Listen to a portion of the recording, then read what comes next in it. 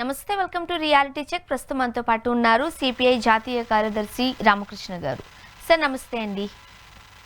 నమస్తే అమ్మా. సార్, మనం చూస్తున్నాం హిడ్మా ఎన్కౌంటర్కి సంబంధించి మీ అభిప్రాయం ఏంటి? మొదటగా మీరు ఏం చెప్తారు? ఈ హిడ్మా ఎన్కౌంటర్ అది బూటకపు ఎన్కౌంటర్. అది ఎన్కౌంటర్ పేరుతో వీళ్ళు పోలీసులు పట్టుకొని కాల్చి చంపింది తప్పితే అది మరొకటి కానే కాదు. క్రాస్ ఫైర్ జరిగిందని వారు చెప్పారు. క్రాస్ ఫైర్ జరిగితే క్యాజువాలిటీస్ రెండు వైపులా ఉంటాయి. ఇక్కడ క్యాజువాలిటీస్ రెండు వైపులా లేవు. కాబట్టి ఏమంటే క్లియర్ కట్ గా అది బూటకపు ఎన్కౌంటర్. ప్రభుత్వము ఒక కృత నిశ్చయంతో ఈ మారణకాండ కొనసాగిస్తా ఉంది.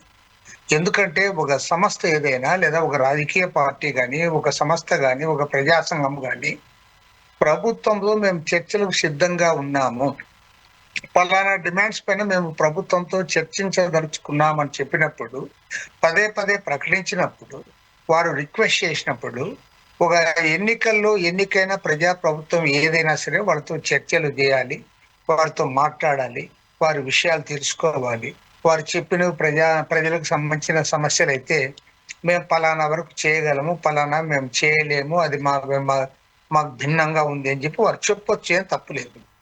అట్లు కాకుండా మేము మీతో చర్చలే చేయము, మిమ్మల్ని కాల్చి చంపడమే మా పని, మేము మిమ్మల్ని అందరూ కూడా అంతం చేసేంత వరకు కూడా మేము వదిలిపెట్టాము, పలానా డేట్లోగా మిమ్మల్ని అందరూ ఎలిమినేట్ చేస్తామని చెప్పి ఎన్నికల్లో ఎన్నికైన ఏ ప్రభుత్వం కూడా ఆ రకంగా చెప్పదు. ఒక నియంతలు మాత్రమే అట్లా మాట్లాడతారు తప్పితే ఇది మన ప్రజాస్వామ్యంలో వారు ఎన్నికయ్యారు. పైగా నరేంద్ర మోడీ ప్రభుత్వం 2014 ఎన్నికల్లో, 2019 ఎన్నికల్లో, 2024 ఎన్నికల్లో 3 సార్లు వారు ఎన్నికయ్యారు. కాబట్టి ఎన్నికల్లో రాజ్యాంగబద్ధంగా ఎన్నికైన ఒక ప్రభుత్వం అది ఇవాళ వాళ్ళ నక్సలైట్ మేము చర్చలకు సిద్ధంగా ఉన్నాము, మీ దగ్గరకు వస్తాము, మీతో చర్చిస్తాము, మా అంశాలు వినండి, ప్రజా సమస్యలు వినండి అంటే మేము వినేది లేదు, మిమ్మల్ని చంపడమే మా మార్గము అని చెప్పడం అనేది కరెక్ట్ కాదు. ఇవాళ హిడ్మాది ఏదైతే జరిగిందో ఖచ్చితంగా అది బూటకపు ఎన్కౌంటర్. దీనిపైన న్యాయ విచారణ జరిపించాలని చెప్పి కూడా సిపిఐ తరఫున మేము డిమాండ్ చేస్తా ఉన్నాము. ప్రభుత్వం ఇప్పటికైనా సరే వారితో చర్చలు చేసి దీన్ని ఒక సామరస్యంగా ప్రజాస్వామ్య పద్ధతిలో పరిష్కారానికి పూనుకోవాలని చెప్పి కూడా మేము వారిని కోరుతా ఉన్నాం. నెక్స్ట్ మార్చిలోగా మావోయిస్టులు లేని భారతదేశాన్ని నిర్మిస్తామంటూ అమిత్ షా గారు చెప్పారు. ఈ వైనంలో ఇది కూడా దానిలో భాగమే అని అనుకోవాలా? నెక్స్ట్ మార్చి కాదమ్మా, ఇంకా 10 ఏళ్ల తర్వాత మార్చి నెల కూడా వస్తుంది. ఏ మార్చి నెలకు కానీ వాళ్ళు అంతం చేయలేదు. ఎందుకంటే అదేదో ఒక వ్యక్తుల సమస్య కాదు, ఒక గుంపు సమస్య కాదు, ఒక ప్రాంతం సమస్య కాదు. అమిత్ షా కాదు కదా, నరేంద్ర మోడీ, అమిత్ షా, ఇంకా కొంతమంది అమిత్ షాలు కలిసినా సరే వారు మార్చి నెలకు నక్సలైజాన్ని అంతం చేయలేదు. వారు ఏమనుకుంటా ఉన్నా అంటే నక్సలైట్లను కొద్ది మందిని పట్టుకొని కాల్చి చంపితే నక్సలిజం పోతుందని వాళ్ళు అనుకుంటా ఉన్నారు. కాబట్టి ఏమంటే నక్సలిజం అనేది కొద్ది మంది వ్యక్తులకు సంబంధించిన సమస్య కాదు, ఒక ప్రాంతానికి పరిమితమైన సమస్య కాదు, లేదా అదేదో బీజేపీకి వ్యతిరేకంగాను ఇంకో పార్టీకి వ్యతిరేకంగాను పుట్టిన సమస్య కానే కాదు. ఇది సమస్య ఏమంటే భారతదేశంలో ఉన్న ప్రజల యొక్క సామాజిక, ఆర్థిక, రాజకీయ సమస్య, అదేవిధంగా సమాజంలో ఉన్న అంతరాలు తొలగించాలనే సమస్యతో ముడిపడి ఉన్న సమస్య. కాబట్టి ఏమంటే ప్రభుత్వం అర్థం చేసుకోవాలి. మీరు దాన్ని ఒక సామరస్యంగా ప్రజాస్వామ్య పద్ధతుల్లో ఆ సమస్యల పరిష్కారం ద్వారా దాన్ని అంతం చేయగలరు తప్ప మీరు ఒక లా అండ్ ఆర్డర్ ప్రాబ్లంగా చూసి పోలీసులను పంపి లేదా పారామిలిటరీ ఫోర్సెస్ను పంపి తద్వారా సమస్య అంతా పరిష్కారం అవుతుందని అనుకుంటే మాత్రం అది పొరపాటు. వారు పరిష్కారం చేయలేరు, రేపు మార్చిలోగా అంతం చేయలేరు, మార్చి తర్వాత కూడా వాళ్ళు పోగొట్టలేరు. ఎందుకంటే వాళ్ళ అండర్స్టాండింగే కరెక్ట్గా లేదు, వాళ్ళు రాంగ్ అండర్స్టాండింగ్లో పోతా ఉన్నారు. వాళ్ళు ఎంతసేపు ఉన్న నక్సలైట్ల సమస్య ఇది శాంతి భద్రతల సమస్య, దీన్ని మేము ఉక్కుపాదంతో అణిచివేస్తాం, ఒక డెడ్ లైన్ పెట్టి అణిచివేస్తాం, ఎందుకంటే వాళ్ళ సమాచారం అంతా మా దగ్గర ఉంది, మా దగ్గర నెట్వర్క్ ఉంది, తర్వాత కొంతమంది కోవర్ట్లు ఉన్నారు, లేదా పోలీసులు ఉన్నారు, మాతో ఆధునాతన ఆయుధాలు ఉన్నాయి కాబట్టి వాళ్ళు మా ముందు తట్టుకోలేరు, నిలబడలేరు అనే పద్ధతిలో వాళ్ళు ఆలోచిస్తూ ఉన్నారు. అది కరెక్ట్ కానే కాదని కూడా నేను స్పష్టంగా చెప్పగలను. ఇవాళ హిడ్మా హత్య ఏదైతే జరిగిందో అది కూడా బూటకపు ఎన్కౌంటరే, అది నకిలీ ఎన్కౌంటర్. కాబట్టి కూడా దీనిపైన జ్యుడిషియల్ విచారణ జరిపించాలని చెప్పి కూడా కోరుతా ఉన్నాను. విజయవాడ దగ్గర కూడా కొంతమందిని అరెస్ట్ చేశారని చెప్పి వార్తలు వస్తా ఉన్నాయి. వారిని కూడా కోర్టులో హాజరుపరచాలని చెప్పి ప్రభుత్వాన్ని విజ్ఞప్తి చేస్తుంది. ఓకే. ఇప్పుడు ఈ మావోయిస్టుల వల్ల కలిగే ఇబ్బందులు చూస్తూ ఉన్నాము. ప్రభుత్వాలు ఈ దిశగా చర్యలు తీసుకోవాలి అని అంటే మీరు చెప్తున్నారు ఇది ఎప్పటికీ సమసిపోయే పరిస్థితి కనిపించడం లేదు అని.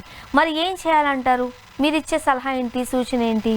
ఇవాళ మేము నక్సలైట్ సోదరులు వాళ్ళు ఇవాళ ముందుకు వస్తున్నారు, చర్చలు చేయడానికి ప్రభుత్వంతో ముందుకు వస్తా ఉన్నారు. కాబట్టి వారితో మీరు చర్చలు చేయండి. అదే విధంగా నక్సలైట్లకు కూడా మేము విజ్ఞప్తి చేస్తా ఉన్నాం. మీరు ఈ ఆయుధాలు పట్టుకొని అడవులు పోయినంత మాత్రమే సమాజంలో మార్పు వస్తుందని అనుకోవద్దండి. ఇవాళ మారిన పరిస్థితుల్లో కమ్యూనిస్టులు అందరం కూడా కలిసికట్టుగా పనిచేయాల్సిన అవసరం ఉంది. మీరు కూడా ముందుకు రమ్మని చెప్పి కూడా వాటిని కోరుతా ఉన్నాం. కాబట్టి ఏమంటే ఏదైతే నక్సలైట్లు పదే పదే ప్రస్తావిస్తా ఉన్నారు, ఏదైతే వారు విజ్ఞప్తి చేస్తా ఉన్నారు, ప్రభుత్వం వారితో చర్చలు చేయాలి. వారు ఏ డిమాండ్స్ అయితే ప్రజల ముందు ఉంచుతున్నారు, అందులో ఏవైతే సబమైన కోరికలు ఉన్నాయో, ఏవైతే సామరస్యంగా పరిష్కారం చేయడానికి అనువుగా ఉన్నాయో ఆ సమస్యలు మీరు పరిష్కారం చేయండి.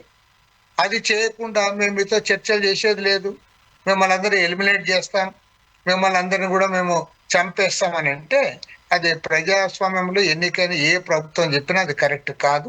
దాన్ని తీవ్రంగా తప్పుపడతా ఉన్నాం. భారత కమ్యూనిస్ట్ పార్టీ తరఫున ప్రభుత్వం యొక్క వైఖరిని తీవ్రంగా ఖండిస్తుంది. అండ్ మరో పక్క ఏపీలో కృష్ణా జిల్లా, కాకినాడ జిల్లాల్లో నక్సలైట్లను ఒక 35 మందిని ఎవరైతే సానుభూతి పరులు ఉన్నారో వాళ్ళందరినీ అరెస్ట్ చేశారు. ఈ అరెస్టును ఎలా చూస్తారు మీరు? ఓకే, ఇవాళ ఎవరైతే అరెస్ట్ చేశారో వారు నిజంగా నక్సలైట్తో వారికి సంబంధాలు ఉన్నాయా లేదనేది ఎస్టాబ్లిష్ చేయాల్సిన బాధ్యత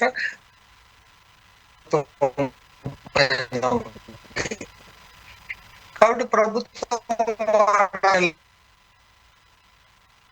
హాజరుపరచండి. కోర్టులో హాజరుపరిచిన తర్వాత మీ దగ్గర ముందు ఉంచమని మేము కోరుతాము. అంతే తప్ప మేము వారికి దొరికిన వాళ్ళని తీసుకుని పోతాము, అడవులకు తీసుకుపోతాము, అడవుల్లో కాల్ చేస్తామంటే అది కరెక్ట్ కానే కాదు. కాబట్టి నిజంగా వాడు సానుభూతి పరలా, లేదంటే వాళ్ళ యాక్టివిస్టులా, లేదంటే నక్సలతో వాళ్ళకి సంబంధాలు నిజంగా ఉన్నాయా లేదా, ఇవన్నీ కూడా మీరు విచారించండి. 1కి 4 సార్లు విచారించి, ఎందుకంటే ఇవాళ నక్సలైట్ల పేరుతో ఆదివాసీ ప్రజలు, అణగారిన వర్గాలకు సంబంధించిన వాళ్ళు, దళితులు, పేద వర్గాల వారు, కాబట్టి వీరిని అన్యాయంగా మీరు నక్సలైట్లకు ముద్రని వేసి ఆ ముద్ర పేరు మీద మీరు ఎవరినైనా సరే చంపేసిన తర్వాత వాళ్ళకి దిక్కు దివ్వడం లేదు, లేదా వాళ్ళ శవాలు కూడా మేము వెనక్కి ఇవ్వమనే పద్ధతిలో ప్రభుత్వం వ్యవహరించడం అనేది అది క్రూరత్వానికి నిదర్శనం తప్ప ప్రజాస్వామ్యంలో ఇలాంటి హింసాత్మక విధానాలకు తావు లేదు. అందులో ప్రభుత్వమే ఇలాంటి చర్యలకు పాల్పడితే ఇంకా ప్రజాస్వామ్యానికి అర్థమే లేదు. ప్రజాస్వామ్యాన్ని గౌరవించాల్సిన అవసరం కూడా ఎవరికి ఉండదు. వాళ్ళ నక్సలైట్లు వాళ్ళ ఆయుధాలు పట్టుకొని పోయి వాళ్ళ అడవుల్లో ఉన్నారు, చేస్తున్నారు, అది ప్రజాస్వామ్యానికి హానికరం అని మీరు ఏదైతే చెప్తా ఉన్నారు, మరి మీరు ప్రజాస్వామ్యబద్ధంగా ఎన్నికైన ప్రభుత్వమే ఆ పని చేస్తే మరి ప్రజాస్వామ్యానికి అర్థమేముంది? మీరు ఒకవైపు మీరే చెప్తున్నారు ప్రజాస్వామ్యంలో హింసాయుత విధానాలకు తావు లేదు, ఆయుధాలు పట్టుకొని తిరుగుతామంటే ప్రభుత్వం అంగీకరించదు అని. వారు ఆయుధాలు పట్టుకొని చేస్తేనేమో తప్పు పడతా ఉన్నారు, మరి మీరు అదే పని చేస్తా ఉన్నారు. ఎన్నికైన ప్రభుత్వము ఉంది, చట్టం అనేది ఒకటి ఉంది, కోర్టులు ఉన్నాయి, చట్టసభలు ఉన్నాయి. కాబట్టి ఈ చట్టసభలు ఉండగా, కోర్టులు ఉండగా, న్యాయం ఉండగా, ప్రజాస్వామ్యం ఉండగా మేము మాకు దొరికిన వాళ్ళని కలిసి చంపుతాం, దానికి ఎన్కౌంటర్ అని పేరు పెడతామని అంటే అది కరెక్ట్ కాదు. ఈ నకిలీ ఎన్కౌంటర్లు ఏదైతే ప్రభుత్వం చేస్తామో దాన్ని తీవ్రంగా తప్పుపడతా ఉన్నాం. ఇవాళ హోమ్ మినిస్టర్ అమిత్ షా గారు కానీ, ప్రధానమంత్రి నరేంద్ర మోడీ గారు కానీ ఖచ్చితంగా ప్రభుత్వం అనేది ఇవాళ ప్రజాస్వామ్యబద్ధంగా ఎన్నికల ద్వారా మీరు అధికారంలో ఉన్నారు కాబట్టి మీరు ఖచ్చితంగా నక్సలైట్లతో చర్చలు చేయాలి. వారు ఏ విధానాలు అయితే ప్రజలకు సంబంధించిన సమస్యలు ఏవైతే మీ ముందు ఉంచుతారో వాటి పరిష్కారానికి ప్రభుత్వం ఏం చేస్తుందో కూడా మీరు వారికి చెప్పాలి, ప్రజల్ని ఒప్పించాలని చెప్పి కూడా కోరుతాం. అంటే భారీగా డంప్ స్వాధీనం చేసుకున్నారు. ఓకే, మరి ఇలా భారీగా AK-47లు ఉన్నాయి, వాళ్ళ దగ్గర ఉన్న వస్తువులు మనం చూసాము. సో మరి వీటిని మీరు ప్రోత్సహిస్తారా? ఇది కరెక్ట్ అంటారా? అని మా చట్టం అనేది ఉంటుంది కదమ్మా. మీరు ప్రోత్సహిస్తున్నారా, మేము ప్రోత్సహిస్తున్నారా, ఎవరేం చెప్తున్నారనేది సంబంధం లేదు. మీకైనా, నాకైనా, నక్సలైట్లకైనా, అది RSS వాళ్ళకైనా, లేదా మజ్లిస్ వాళ్ళకైనా, ఎవరికైనా సరే ఒక చట్టం అనేది ఉంది, ఇండియన్ పీనల్ కోడ్ ఉంది. ఆ చట్టం ప్రకారం మీరు మాట్లాడండి. చట్టం ప్రకారం మీరు అది వారు అనుమతించేదా లేదా అనుమతి లేనిదా, వైలేట్ చేస్తున్నారా, చట్టాన్ని అతిక్రమిస్తున్నారా, వీటిపైన చట్టాన్ని అతిక్రమిస్తే ఎవరికైనా పనిష్మెంట్ ఇస్తుంది కోర్టు. మేము కోర్టు వరకు పోము, మేమే పనిష్మెంట్ ఇస్తాము, మేమే అన్ని మేమే ప్రాసిక్యూట్ చేస్తాము, మేమే నిందలు మోపుతాము, మేమే జడ్జిమెంట్ ఇస్తాము, తర్వాత పనిష్మెంట్ కూడా మేమే ఇస్తామంటే అది కరెక్ట్ కాదు. ఇవాళ చట్టం అనేది ఒకటి ఎవరికి ఉంది, చట్టం అందరికీ వర్తిస్తుంది. అధికారంలో ఉన్న వాళ్ళకి, అధికారంలో లేని వాళ్ళకి, అడవుల్లో ఉన్న వాళ్ళకి, అడవి బయట ఉన్న వాళ్ళకి, అర్బన్ వాళ్ళకి, అందరికి కూడా ఒకటే చట్టం ఉంది. చట్ట ప్రకారం ప్రభుత్వం వ్యవహరించాలని చెప్పి మాత్రమే కోరుతా ఉన్నాం. అంతేగాని వాళ్ళు నక్సలైట్ ఆయుధాలు పట్టుకొని తిరిగితే కరెక్టా, లేదంటే వాళ్ళు ఏమైనా చేయొచ్చా అంటే దాన్ని ఎవరు సమర్థించం. నక్సలైట్స్ వైలెన్స్ చేసినా దాన్ని ఖచ్చితంగా ఖండించాల్సింది ఎవరు కాదనం. ఎవరు వైలెన్స్ చేయడానికి అవకాశం లేదు. కాబట్టి చట్టం అందరికీ సమానమే. చట్టాన్ని మీరు సక్రమంగా అమలు చేయమని మాత్రమే కోరుతాం. ఓకే. అండ్ ఏపీలో రాజధాని రైతుల ఆగ్రహాన్ని మనం చూసాం గవర్నమెంట్ పై. ఇవి నిజంగా ఇది చాలా శోచనీయము. ఎందుకంటే ఇవాళ రెండోసారి ముఖ్యమంత్రిగా చంద్రబాబు నాయుడు గారు రాష్ట్రం విడిపోయిన తర్వాత మొదటిసారి 5 ఏళ్ళు పరిపాలన చేశాడు. ఆ రోజు రైతులందరూ కూడా సంతృప్తి చెంది, రైతులు కూడా ఎంతో ఉత్సాహంగా ముందుకు వచ్చారు. వాళ్ళందరూ భూములు ఇచ్చారు. ఇవాళ మళ్ళీ రెండోసారి అధికారంలోకి వచ్చిన తర్వాత వాళ్ళ సమస్యలన్నీ పరిష్కారం చేస్తారు, రాజధాని నిర్మాణానికి పూర్తి పెద్ద ఎత్తున ప్రభుత్వం పనిచేస్తుందని చెప్పి అందరూ భావించారు. కానీ ఇవాళ 17 మాసాల అనంతరం అక్కడ స్థానికంగా ఎవరైతే భూములు ఇచ్చారో ఆ రైతులందరూ కూడా అసంతృప్తి వ్యక్తం చేస్తున్నారంటే దీన్ని 1కి 10 సార్లు, 1కి 4 సార్లు కాదు, 1కి 10 సార్లు ప్రభుత్వం సీరియస్ గా ఆలోచించాలని కోరుతా ఉన్నాం. ఎందుకంటే నిన్న జమ్ముల శ్యామ్ కిషోర్ గారి అధ్యక్షత రైతులందరూ కూడా సమావేశమయ్యారు. ఆయన ఏం గవర్నమెంట్ కి వ్యతిరేకం కానే కాదు, పైగా అమరావతి రైతుల పోరాటంలో కూడా కీలక పాత్ర పోషించిన వ్యక్తి, ఇంతో భారతీయ జనతా పార్టీతో సంబంధాలు ఉన్న వ్యక్తి ఆయన.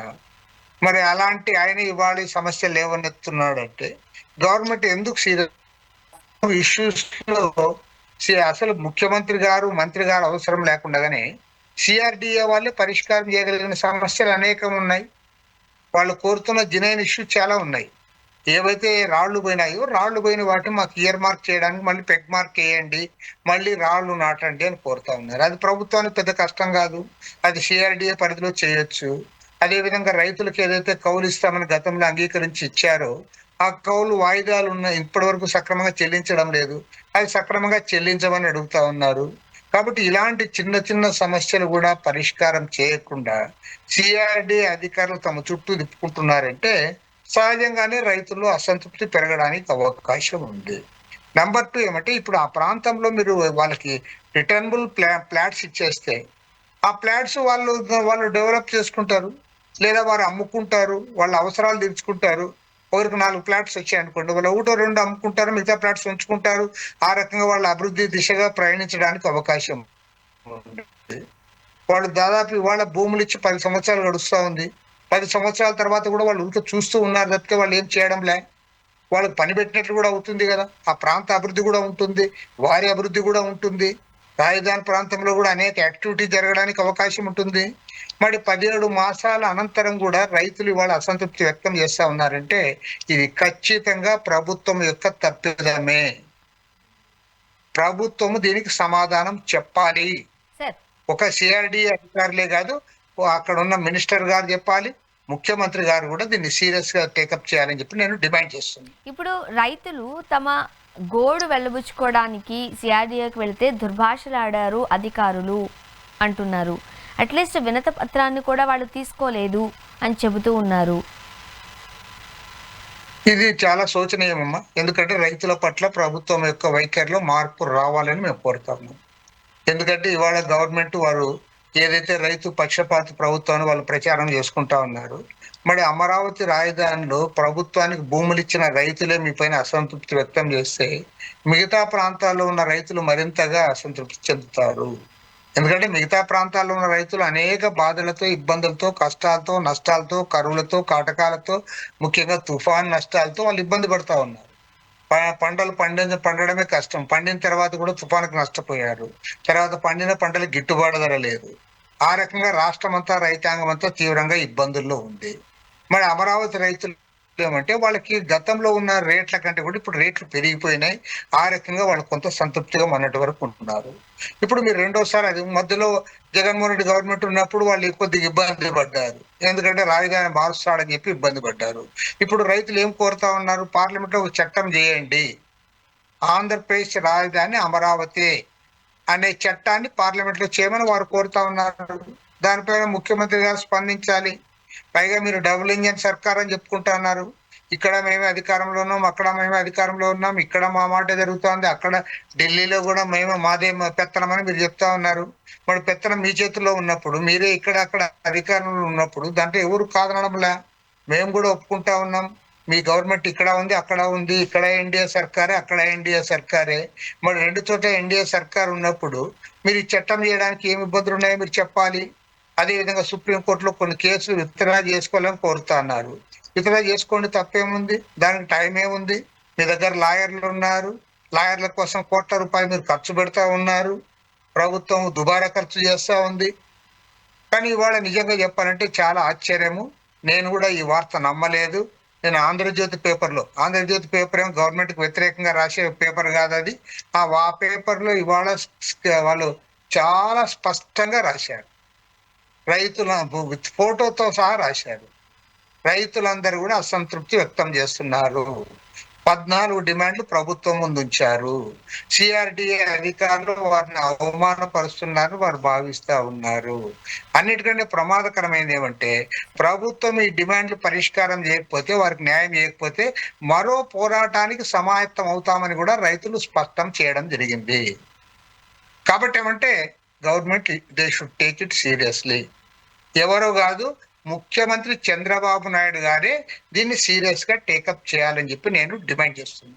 సార్, జగన్ గవర్నమెంట్ ఉన్నప్పుడు, వైఎస్ఆర్సీపీ అధికారంలో ఉన్నప్పుడు కూటమి ప్రభుత్వం అంటే టీడీపీకి సంబంధించిన వాళ్ళు రాజధాని రైతులను చిన్న చూపు చూస్తున్నారు అని అన్నారు.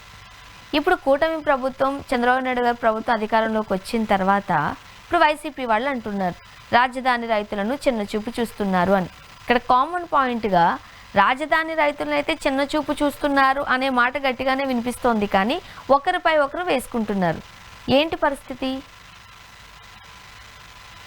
జగన్మోహన్ రెడ్డి గవర్నమెంట్ వాళ్ళు చిన్న చూపు చూపలే, పెద్ద చూపు చూడలే. జగన్మోహన్ రెడ్డి గవర్నమెంట్ లో ఆయన ఒక వితండవాదం తెచ్చాడు. 3 రాజధానుల పేరుతో ఒక డ్రామా నడిపాడు. అది పెద్ద తప్పది. కాబట్టి ఆ ప్రభుత్వానికి ఈ ప్రభుత్వానికి పోలికే లేదు. ఎందుకంటే అమరావతి రాజధాని ఉండాలని చెప్పిన ప్రభుత్వం ఈ చంద్రబాబు నాయుడు ప్రభుత్వం. దానికోసం పనిచేసిన ప్రభుత్వం, ఆ భూములు సేకరించింది చంద్రబాబు నాయుడు ప్రభుత్వం. కాబట్టి జగన్మోహన్ రెడ్డి గవర్నమెంట్ లో ఆయన ఏమన్నాడు? కొత్త సిద్ధాంతం ఇచ్చాడు. 3 రాజధానులు ఎందుకు ఉండకూడదు? సౌత్ ఆఫ్రికాలో ఉన్నాయి, మనకు కూడా 3 రాజధానులు ఉంటాయి. లా క్యాపిటల్ ఒక దగ్గర ఉంటుంది, జ్యుడిషియల్ క్యాపిటల్ అది. తర్వాత మన అడ్మినిస్ట్రేషన్ ఒక దగ్గర ఉంటుంది, అదే విధంగా లెజిస్లేచర్ ఒక దగ్గర ఉంటుంది అని చెప్పి ఆయన ఒక వితండవాదాన్ని తెచ్చాడు. ప్రజలు అంగీకరించలే, ప్రజలు ఎవరు ఆమోదించలే. ఈవెన్ విశాఖపట్నం ప్రజలు కూడా ఆమోదించలే, కర్నూలు ప్రజలు ఆమోదించలే, రాయలసీమ ప్రజలు ఆమోదించలే. కాబట్టి ఏమంటే ఆ ప్రభుత్వానికి ఈ ప్రభుత్వానికి పోలిక లేదు. ఈ ప్రభుత్వాన్ని నేను డిమాండ్ చేసేది ఏమంటే, చంద్రబాబు నాయుడు గారు చాలా స్పష్టమైన విధానంతో అమరావతి రాజధాని విషయాన్ని ముందుకు తెచ్చాడు. ఆనాటి నుంచి ఈనాటికి దానికి కట్టుబడి ఉన్నారు. దానికి రాజకీయ పార్టీలు అన్ని కూడా మద్దతు ప్రకటించాయి, ఎక్సెప్ట్ వైఎస్ఆర్ కాంగ్రెస్ పార్టీ తప్ప. ఈవెన్ వైఎస్ఆర్ కాంగ్రెస్ పార్టీ కూడా అధికారం లేనప్పుడు వారు కూడా అమరావతి రాజధానికి బలపరిచారు. కానీ ఇవాళ 10 ఏళ్ల తర్వాత కూడా, ఇంకా మరో మాటలో చెప్పాలంటే 11 ఏళ్ల తర్వాత ఇవాళ మీరు మళ్ళీ రైతులు అసంతృప్తి వ్యక్తం చేస్తున్నారంటే దీంట్లో జగన్మోహన్ రెడ్డి తప్పు పట్టేకి ఏం లేదు. ఇందులో చంద్రబాబు నాయుడు గారే బాధ్యత తీసుకోవాలి. Jaganmohan Reddy is in opposition. ఇప్పుడు అపోజిషన్ లో ఉన్న ఆయన గురించి ఆయన పైన రాళ్ళు వేస్తే ఉపయోగం లేదు. కాబట్టి ఏమంటే అధికారంలో ఉన్న ముఖ్యమంత్రి చంద్రబాబు నాయుడు గారు, పైగా ఆయన ప్రాజెక్టు కాబట్టి ఈయన, మీరు ఏదైతే మిమ్మల్ని నమ్మి వాళ్ళ భూములు ఇచ్చారో ఆ భూములు ఇచ్చిన రైతులే మీ పట్ల అసంతృప్తి వ్యక్తం చేస్తున్నారంటే ఇది డేంజర్ బెల్స్ మోగుతున్నట్లే లెక్క. ప్రమాద ఘంటికలు మోగుతున్నాయి. కాబట్టి ముఖ్యమంత్రి గారు మీరు దృష్టి సారించండి, రైతులకు న్యాయం చేయండి. ఆ ప్రాంతం ఇప్పుడు ఆల్రెడీ 31,000 కోట్ల రూపాయలు అప్పు తెచ్చారు. మరో 32,000 కోట్ల రూపాయలు అమరావతి రాజధాని కోసం అప్పులు తెస్తా ఉన్నారు. వరల్డ్ బ్యాంక్ తో తెచ్చారు, ఏషియన్ డెవలప్మెంట్ బ్యాంక్ తో తెచ్చారు, అదేవిధంగా KFW జర్మనీ సంస్థతో తెచ్చారు. హట్కో నుండి మరో 11,000 కోట్ల రూపాయలు అప్పు తెచ్చారు.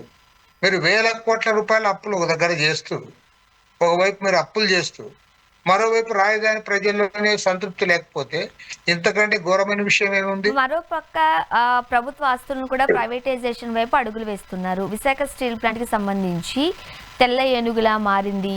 మీకు ఊరికనే జీతాలు ఇవ్వాలా, అంటే ఎన్నిసార్లు కేంద్ర రాష్ట్ర ప్రభుత్వాలు మీకు నిధులు ఇవ్వాలి, ఈ రకంగా చంద్రబాబు నాయుడు గారు కామెంట్స్ చేయడం కూడా చూసాం. ఈ కామెంట్స్కి మీరు ఏం చెప్తారు? చంద్రబాబు నాయుడు గారు ఆయన ఏమాత్రం మారలేదని అర్థమవుతోంది. ఎందుకంటే ప్రతిపక్షంలో ఉన్నప్పుడు ఒక రకంగా మాట్లాడతాడు, అధికారానికి వస్తే మాట మారుస్తాడు. ఇవాళ క్లియర్ గా ఇది మాత్రం చెప్పదలుచుకుంది. ఎందుకంటే ప్రతిపక్షంలో ఉన్నప్పుడు ఆ యూనియన్ లీడర్స్ కి ఆయన ఒక లెటర్ ఇచ్చాడు. ఆ లెటర్ లో చాలా క్లియర్ గా రాశాడు, ఈ విశాఖ ఉక్కు ఫ్యాక్టరీ ప్రైవేటీకరణ కాకుండా కాపాడాల్సిన బాధ్యత రాష్ట్ర ముఖ్యమంత్రిదే. అవసరమైతే మా తెలుగుదేశం పార్టీ ప్రజాప్రతినిధులు అందరూ కూడా మేము రాజీనామాలు చేస్తాము, విశాఖ ఉక్కు ఫ్యాక్టరీ ప్రైవేటీకరణ జరిగితే దానికోసం పోరాటంలోకి వస్తామని చెప్పాడు. కానీ ఇవాళ అధికారంలోకి వచ్చినాక ఏం చెప్తున్నాం? మీరు పనులు చేయకుండా జీతాలు తీసుకుంటున్నారు. మరి మీరు ప్రతిపక్షంలో ఉన్నప్పుడు వాళ్ళు పనులు చేశారా? మీరు ప్రతిపక్షంలో ఉంటేనేమో విశాఖ ఉక్కు ఫ్యాక్టరీ ప్రైవేటీకరణ కాకూడదు, కాపాడుతాం, ముఖ్యమంత్రి కాపాడాలి, మేము రాజీనామాలు చేయడానికి సిద్ధము, పోరాటంలో మేము ముందుంటామని చెప్తావు. నీవు అధికారంలోకి వచ్చిన తర్వాత వాళ్ళు పనులు చేయకపోతే దాన్ని ఎందుకు కాపాడుతావు? పనులు చేయందే స్టీల్ ఫ్యాక్టరీ ప్రొడక్షన్ వస్తుంది. ఎవరు చేశారు? మీరేమన్నా పోయి చేశారా? చేసింది కార్మికులే కదా. కార్మికులు అక్కడ పని చేశారు కాబట్టి ప్రొడక్షన్ వస్తుంది. ఇవాళ భారతదేశంలో టాటా స్టీల్ కంటే కూడా బ్రాండ్ ఇమేజ్ ఉండేది ఏంటంటే విశాఖ స్టీల్కే. ఇవాళ బ్రాండ్ ఇమేజ్ ఉన్న విశాఖ స్టీల్, ఆ బ్రాండ్ ఎట్లా వచ్చింది? వాళ్ళు అన్ని మిలియన్ టన్స్ ఎట్లా ఉత్పత్తి చేయగలుగుతా ఉన్నారు? కార్మికులు పని చేయకుండా పోయి ఎవరైనా వేరే వాళ్ళు చేశారా? లేకపోతే మీ పార్టీ కార్యకర్తలు పోయి చేశారా? అది కాబట్టి ఏమంటే ముఖ్యమంత్రి గారి మాటలు అసంబద్ధంగా ఉన్నాయి. ఏ మాత్రం కూడా అసలు కార్మికులు రెచ్చగొట్టే పద్ధతుల్లో ఉన్నాయి తప్ప మరొకటి కానే కాదు. పైగా నేను అడుగుతా ఉన్నా, వాళ్ళు పని చేయించేటట్టు చూడాల్సిన బాధ్యత మీరు మేనేజ్మెంట్దే. మేనేజ్మెంట్ తీసుకోండి, పని చేయండి, ఇది అవుతుందే. కాబట్టి ఏమంటే ప్రైవేటీకరణకు మిట్టల్కు మీరు తోడ్పడడానికి ఆర్గ్యుమెంట్స్ పెడుతున్నారు.